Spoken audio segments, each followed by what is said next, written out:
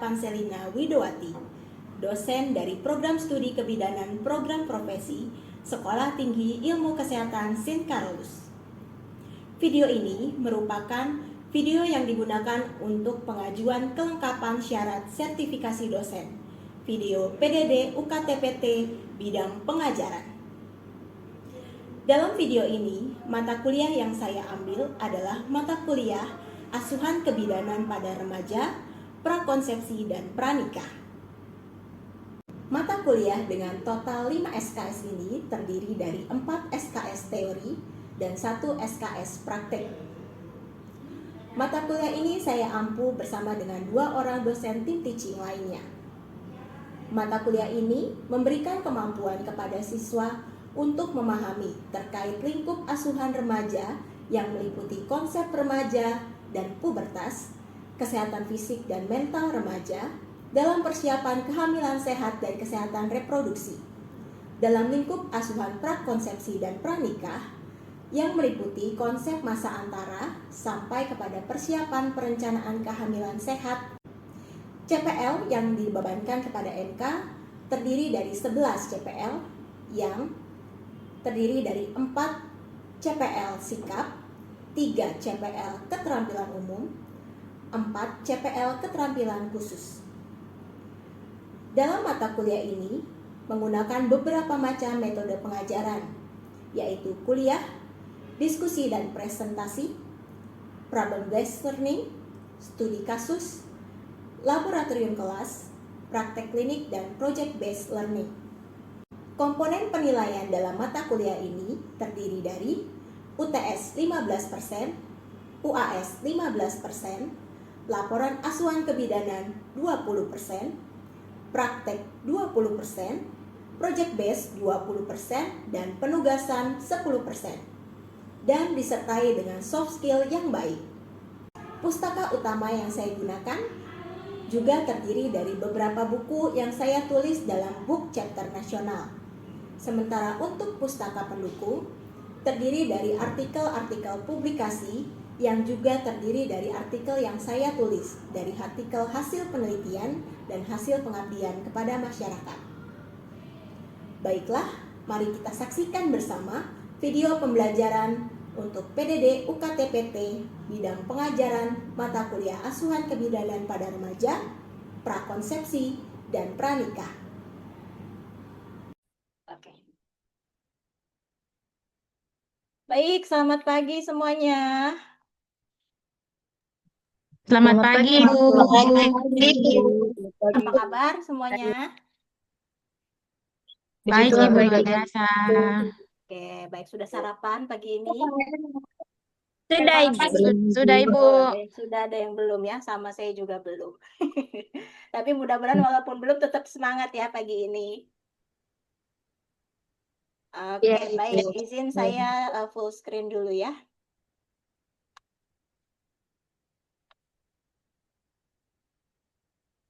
Oke, slide saya apakah sudah full screen di kalian? Sudah, Ibu. Sudah, Ibu. Baik, jadi pada hari ini kita akan belajar sharing sama-sama tentang perubahan anatomi fisiologi pada remaja, ya. Kalian di sini masih remaja? Masih, Bu. Oh, Masih, Bu. Masih. Yakin ya, masih remaja ya? Oke, baik. Jadi harapannya ketika kalian belajar tentang materi ini, karena kalian pernah mengalami atau masih mengalami proses remaja, mudah-mudahan kita tinggal sharing saja, kita tinggal bisa memahami, oh itu yang dulu saya alami ketika saya SMP, SMA, atau waktu SD gitu ya. Oke, baik. Baik, Ibu. Nah, slide saya sudah berpindah belum? Sudah, Ibu. Oke. Sudah, Ibu. Jadi untuk topik hari ini, tujuan pembelajaran umumnya adalah agar teman-teman semua mahasiswa mampu menjelaskan perubahan anatomi dan fisiologi pada pubertas dan konsep kesehatan reproduksi remaja. Kemudian untuk tujuan pembelajaran khususnya adalah kita nanti mau belajar tentang anatomi dan fisiologi, kemudian definisi remaja, karakteristik dari remaja, klasifikasinya, lalu ciri-ciri perkembangan remaja, penyebab perubahan pada masa pubertas, pengenalan organ reproduksi perempuan dan laki-laki, tahap perkembangan pubertas, perubahan fisik dan fisiologi, serta permasalahan pada remaja. Oke, baik. Kemudian, nah, siapa sih remaja itu? Ada yang tahu nggak kira-kira remaja itu apa? Saya, Bu. Oke, siapa nih? Anggun Anggun, ya? Ibu. Oke, Anggun. Bagaimana Anggun? Menurut Anggun siapa Eh, remaja itu? Menurut saya itu remaja itu masa peralihan dari masa kanak-kanak menuju dewasa. Itu remaja kalau sudah memulai masa peralihan itu ditandai dengan berbagai perubahan dari fisik, terus mental dan sosial. Menurut saya sih itu, Ibu. Oke, baik. Jadi Saya perubahan lagi, Bu, saya. dari masa kanak-kanak menuju dewasa ya. Oke, Catherine mau memberikan ide lain, silakan. Izin menambahkan dari Anggun. Jadi tadi tuh remaja itu adalah proses peralihan dari masa kanak-kanak menuju dewasa. Jadi itu bukan hanya perubahan umur, tetapi juga ada perubahan fisik, perubahan pencarian jati diri, terus ada emosi yang belum stabil, dan mulai berpikir abstrak dan kritis. Menurut saya itu sih, Bu. Oke, jadi tambahannya kalau dari Catherine ada mulai berpikir abstrak dan kritis gitu ya. Jadi sudah mulai kritis nih maksudnya bukan kritis kayak orang sakit gitu ya, mau meninggal bukan kan? Tapi kritis mungkin maksudnya adalah ketika kalian mendengarkan satu info, misalnya kalian nggak langsung, oh iya ya gitu ya. Tapi mulai, kok bisa sih? Kenapa ya bisa begitu gitu ya. Jadi lebih kritis seperti itu. Oke, terima kasih Anggun dan Catherine atas masukannya tentang remaja. Anggun sama Catherine masih remaja kan? Masih, Ibu. Oh, masih, oke. Oke, Bu. Baik, terima kasih. Kita lanjut ya. Nah, jadi kalau menurut beberapa instansi, pengertian remaja itu beda-beda. Nah, kalau kita lihat dari sini, pengertiannya ini berdasarkan kategori umur, gitu ya.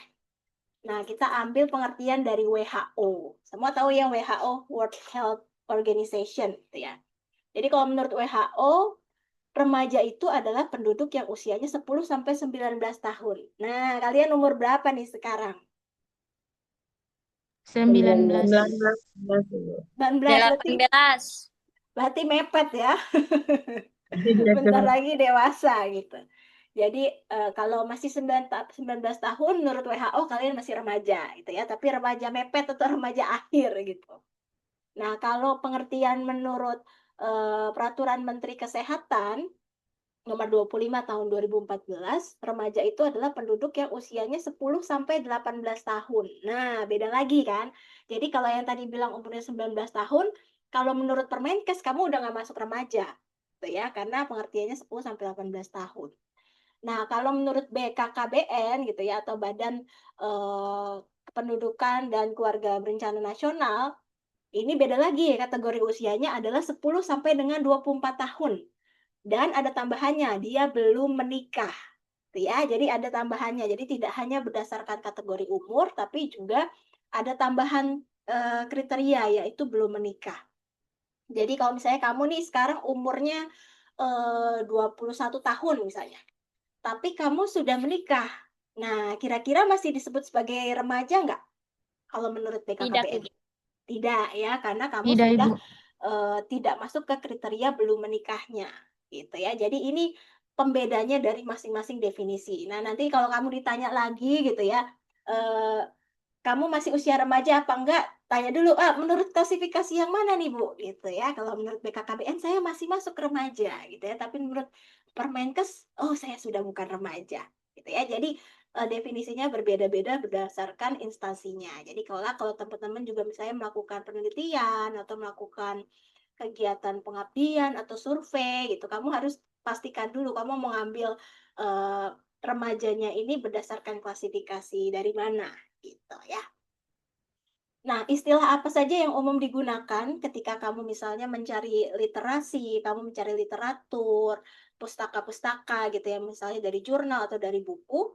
Kalau di bahasa Inggris, remaja ini bisa diartikan menjadi teenager, adolescent, atau young adult. Gitu ya. Kalau young adult itu kadang-kala diartikannya dewasa muda. Gitu ya. Jadi remaja yang sudah mengarah ke dewasa gitu ya, dewasa muda. Jadi kalau teman-teman mau nyari literasi dari bahasa Inggris, gunakan kata-kata ini ya, teenager, adolescent, atau young adult.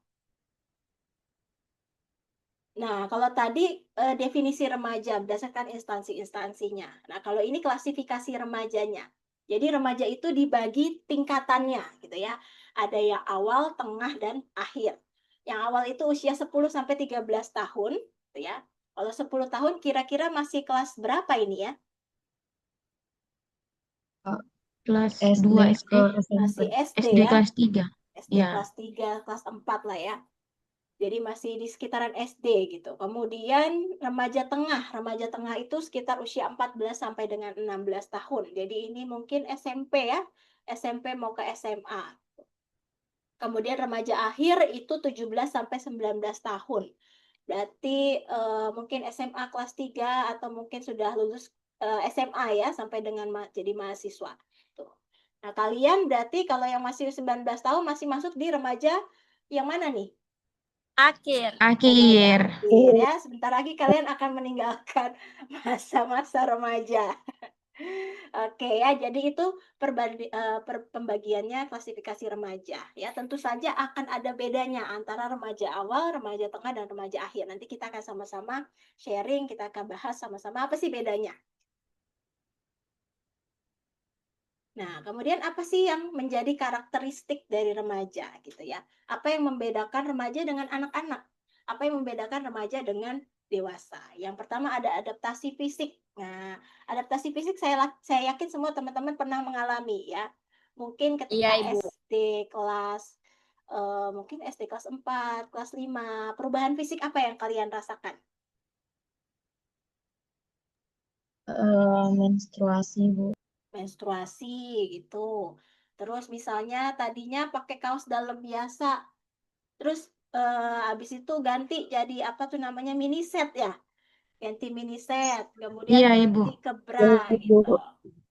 Atau dulu kulitnya mulus gitu ya, terus tiba-tiba loh kok kayaknya saya gampang berminyak nih mukanya gitu ya, kok mulai muncul jerawat-jerawat cinta gitu ya. Nah itu juga bagian dari adaptasi fisik gitu. Kalau pada laki-laki mungkin suaranya jadi berat, terus mulai tumbuh kumis, jenggot gitu ya. Nah, itu yang terjadi pada saat adaptasi fisik. Kemudian adaptasi psikologis. Nah, adaptasi psikologis ini kalian sudah mulai berbeda pemikirannya ketika anak-anak dengan masa remaja gitu ya. Kalian jadi lebih sering apa namanya? Lebih tadi kalau kata Catherine lebih kritis gitu ya. Jadi mulai mempertanyakan sesuatu, mulai penasaran dengan banyak hal. Kemudian yang berikutnya adaptasi psikososial. Nah, pada saat adaptasi psikososial ini kalian mulai beralih. Mungkin ketika anak-anak kalian senangnya sama keluarga, gitu ya, kemana-mana sama mama, sama papa, gitu ya. Kemudian ketika masuk remaja, mah aku nggak mau pergi sama mama, aku maunya pergi sama temen-temen, gitu ya. Jadi mulai ada terbentuk yang namanya peer group, gitu. Jadi lebih senang bermain, berkumpul dengan teman-teman yang sebaya, gitu. Kemudian ada adaptasi tugas perkembangan diri. Nah, pada saat ini kalian sudah mulai punya tugas-tugas yang lebih berat dibandingkan ketika kamu masih anak-anak gitu ya. Misalnya, ketika SD, kalian nggak milih SD kalian sendiri kan? Iya, Ibu. Ya, Ibu. Dipilih sama orang tua kan. Ya. Nah, ketika SMP mungkin kalian sudah diberikan kesempatan untuk memilih. Dek, nah kamu mau SMP-nya di mana nih? Di SMP A atau SMP B gitu. Jadi kamu sudah mulai punya tugas untuk menentukan jalan hidup kamu. Tapi yang kadang-kala hal inilah yang menjadi dilema gitu ya. Sering dengar nggak? Ketika kamu remaja nih, kamu tuh udah besar, harusnya bisa begini, begini, begini. Gitu ya. Tapi pada suatu ketika kebalik, kamu kan masih kecil, harus ngopong dong sama mama, harus lapor sama mama gitu ya, sehingga kadang menjadi dilema. Jadi aku ini udah besar atau masih kecil gitu ya. Jadi itu yang sering terjadi pada karakteristik remaja. Oke, sekarang masuk ke pubertas. Jadi pubertas adalah masa peralihan dari anak-anak secara berangsur-angsur menjadi dewasa. Gitu ya, tadi ini sudah dijawab oleh teman kita Anggun gitu ya. Di mana pada saat ini mulai matang secara seksual dan biologis. dan dikatakan mampu memproduksi anak gitu ya. Jadi kamu sudah bisa menghasilkan sel telur, kalau yang laki-laki sudah bisa menghasilkan sel sperma, sehingga kalau ketemu bisa terjadi kehamilan gitu ya. Nah, pubertas ini berasal dari kata dalam bahasa Latin dari kata puberser gitu ya, artinya menjadi matang gitu ya. Kenapa menjadi matang? Ya karena ovarium kamu, indung telur kamu mulai memproduksi sel-sel telur yang akan dimatangkan gitu ya. Pada laki-laki juga sama gitu ya. Jadi kantung testisnya sudah mulai memproduksi sel-sel sperma yang akan dimatangkan. Kemudian kalau adolescent ini berasal juga dari bahasa Latin adolescer yang artinya dewasa. Jadi menuju kedewasaan. Oke, jadi kapan pubertas mulai terjadi gitu ya? Kalian sendiri kira-kira mulai mengalami perubahan fisik, perubahan psikologis menuju ke arah remaja itu pada saat usia kapan? 13 tahun dari 12 ke 13. Oke, dari 12 ke 13. Ada yang mungkin lebih lama dari itu atau lebih cepat? 15 Ibu, 15 atau 16 tuh. Oke, 15 atau 16 ya. Jadi rentangnya berbeda-beda pada setiap orang ya. Nah, ternyata kalau perempuan itu mulai terjadi pubertas itu usia 8 sampai 13 tahun gitu ya. 8 tahun itu berarti SD kelas 2 ya kalau sekarang ya, karena SD mulai umur 7 tahun. Nah, usia 8 tahun itu belum tentu langsung dengan menstruasi gitu ya. Bisa jadi mungkin diawali dengan pertumbuhan payudara gitu ya. Kemudian mungkin pertambahan tinggi badan gitu ya. Kemudian nanti mencapai puncaknya ketika dia mengalami menstruasi yang pertama kali. Sementara kalau pada laki-laki itu dia mulai di usia 10 sampai 16 tahun ya. Sehingga kalau kita lihat di sini perempuan duluan baru laki-laki gitu ya. Sehingga pernah nggak kalian menyadari ketika kalian SD ya, biasanya anak-anak perempuan itu lebih tinggi daripada laki-laki. Nanti ketika SMP, SMA, yang cowok langsung melesat tinggi banget ngalahin yang cewek gitu ya. Nah, itu juga merupakan bagian dari perkembangan fisik gitu ya, di mana memang pada perempuan mulainya lebih dulu tapi landai. Sementara kalau pada laki-laki mulainya belakangan tapi langsung cepat gitu ya. Nah, pada laki-laki ini ditandai dengan adanya mimpi basah gitu ya.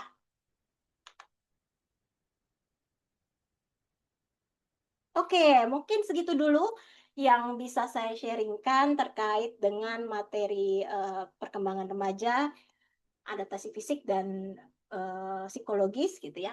Kira-kira apakah ada pertanyaan dari kalian? Ada Ibu. Oke, silakan Maria. Ya Ibu, jadi saya mau bertanya nih Bu, Eh, bagaimana perubahan fisik dan fungsi tubuh selama masa pubertas nih, terutama pada hormon, otak, dan organ reproduksi yang mempengaruhi nih Bu, mempengaruhi cara berpikir remaja, merasakan emosional, dan berperilaku. Oke, Terima kasih baik. Bu. Terima kasih Maria. Pertanyaannya luar biasa banget. Ya, jadi bagaimana ceritanya pada masa pubertas ini terkait dengan hormon bisa mempengaruhi pola pikir gitu ya, mempengaruhi perilaku remaja. Oke, baik. Jadi kalau kita menilik tentang hormon, ada hormon-hormon yang berperan dalam kesehatan reproduksi gitu ya. Yang pertama adalah namanya GnRH, gonadotropin releasing hormone. Dia diproduksinya di otak, gitu ya. Jadi si GnRH ini dia akan memicu bagian lain di otak namanya hipofisis anterior. Dia akan memicu, hipofisis, ayo keluarin hormon lain, hormon yang bisa mematangkan organ reproduksi, gitu ya. Kemudian akhirnya si hipofisis, oh iya, saya keluarin 2 hormon lagi, gitu ya. Dia keluarin 2 hormon namanya FSH sama LH. FSH ini adalah follicle stimulating hormone. Kemudian yang berikutnya adalah luteinizing hormone. Nah, kedua hormon ini bersama-sama bekerja di mana? Kalau pada perempuan di ovarium, ya. Kalau pada perempuan di ovarium berfungsi sebagai ovarium, yuk matangin sel telur gitu ya. Nah, ketika proses pematangan sel telur mulai terjadilah yang namanya siklus menstruasi. Nah, dalam siklus menstruasi itu fluktuatif hormon-hormon FSH, LH ditambah dengan estrogen dan progesteron. Keempat hormon itu fluktuasinya amat sangat mempengaruhi perilaku, sikap, mood, dan lain-lain. Gitu ya. Makanya ketika kalian menjelang mens itu kan rasanya kayak, wah, senggol dikit bacok gitu ya. Jadi bisa tiba-tiba ketawa, bisa tiba-tiba sedih, bisa tiba-tiba marah. Nah, hormon-hormon itu yang berpengaruh dengan perilaku. Sama pada laki-laki juga demikian. Ya, fluktuasi hormonnya seperti itu juga. Cuma yang menjadi pembeda, kalau laki-laki estrogen dan progesteronnya sangat low level, jadi dia kadarnya sangat rendah, sehingga kalau laki-laki tidak semudi perempuan gitu ya, karena yang paling bikin perubahan mood itu adalah estrogen dan progesteron. Begitu Maria? Cukup paham? Baik, Ibu. Sudah. Terima kasih, Bu. Oke, terima kasih Maria. Ada lagi mungkin yang mau bertanya? Saya Ibu, Oke, silakan Nabila. saya ingin bertanya kan remaja itu sering banget tuh gampang berubah emosinya ya Ibu. Ya, jadi itu apa saja ya perubahan emosi? Apa nih? Bagaimana itu cara remaja itu kita sebagai remaja itu bisa mengelola emosi saat mengalami perubahan-perubahan pada apa nih anatomi kita ya Ibu. Oke, jadi bagaimana caranya mengelola emosi pada remaja gitu ya Nabila? Iya Ibu. Oke, Kan baik. biasa kalau kita ada perubahan sedikit langsung ih kenapa aku kayak gini? Oh, oke. Jadi perubahan maksudnya Mau bagaimana berubah cara begitu Ibu. mengantisipasi, oh kok aku berbeda ya dari yang dulu gitu. Iya Ibu. Oke, baik. Terima kasih Nabila, pertanyaannya oke sekali. Nah, jadi teman-teman kan ini calon bidan, ya kan? Nah, tugas bidan adalah itu, agar teman-teman kita yang remaja ini tidak kaget ketika terjadi perubahan dalam tubuhnya. Jadi peran kita edukasi. Ketika seorang calon remaja istilahnya ya, calon remaja sudah teredukasi bahwa oh sebentar lagi aku akan begini. Nah, ketika akhirnya dia mengalami, dia tidak akan kaget. Oh, ini yang kemarin pernah dikasih tahu sama Bidan Nabila gitu ya, bahwa nanti kalau saya mau menstruasi, saya mulai rasanya moodnya naik turun. Oh, ternyata payudara saya berkembang itu karena memang ini bagian dari pubertas. Waktu itu udah diajarin sama Bu Bidan Maria saya. Itu ya. Jadi peran kita adalah edukasi. Ketika seseorang sudah teredukasi, maka ketika ia mengalaminya, dia sudah bisa mengantisipasinya. Dia sudah tahu kira-kira apa yang perlu saya lakukan, apa caranya agar saya tidak panik dan lain-lain. Gitu ya. Begitu Nabila? Kira-kira bisa dipahami? Oh, iya, baik Ibu, terima kasih Ibu. Oke, baik. Terima kasih Nabila. Oke, baik. Mungkin itu dulu teman-teman. Terima kasih atas perhatian dan partisipasinya dalam kelas hari ini. Mudah-mudahan apa yang kita pelajari bisa bermanfaat untuk semua. Nah, saya punya satu quotes gitu ya. Kalau Gen Z kan sukanya pakai quotes gitu. Oke, your value doesn't decrease based on someone's inability to see your worth gitu ya. Jadi nilai kamu itu tidak berkurang hanya karena ketidakmampuan seseorang untuk menilai keberhargaan diri kamu gitu ya. Jadi apapun yang kamu alami, kamu rasakan ketika kamu mungkin remaja atau menuju kedewasaan, percayalah bahwa kamu yang menilai diri kamu, bukan orang lain yang menilai kamu. Kalau kamu menilai kamu pintar, kamu akan merasa kamu pintar. Tapi kalau kamu melihat orang lain bilang saya bodoh, maka kamu akan melihat diri kamu sebagai orang bodoh juga. Gitu ya. Jadi nilailah diri kamu berdasarkan diri kamu sendiri, bukan orang lain. Gitu. Baik, terima kasih. Mudah-mudahan bermanfaat untuk kita semua. Saya akhiri perkuliahan hari ini. Jangan lupa absen diisi gitu ya. Kemudian besok kita bertemu lagi di jam yang sama untuk perkuliahan selanjutnya. Baik, terima kasih. Terima kasih juga, Ibu. Baik Ibu, terima kasih banyak Ibu. Oke. Saya stop recording.